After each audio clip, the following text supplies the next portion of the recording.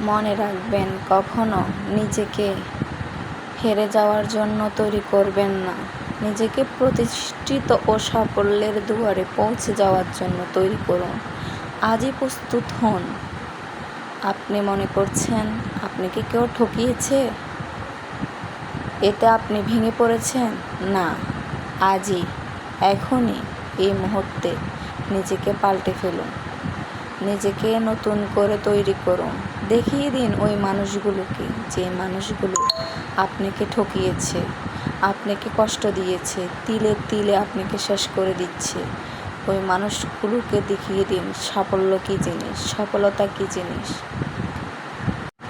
আপনাকে ঠকিয়ে সে যদি ভালো থাকে, আপনি কেন থাকবেন না? অবশ্যই আপনিও থাকবেন। ইনশাআল্লাহ পারবেন। আমি পারবো, আপনি পারবেন, সবাই পারবে। ঠকে যাওয়া মানুষগুলো কেন পিছিয়ে থাকবে? ঠকে যাওয়া মানুষগুলোর নতুন করে কি বাঁচার স্বপ্ন, ইচ্ছা জাগে না? আজই নিজেকে পাল্টে ফেলুন, নিজেকে নতুন করে তৈরি করুন।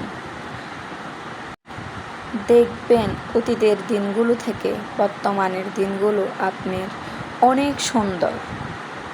একবার না হয় নিজেকে পাল্টে দেখুন।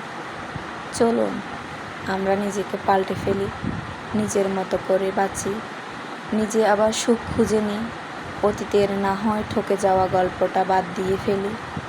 কে ঠকালো সব ভুলে যায়।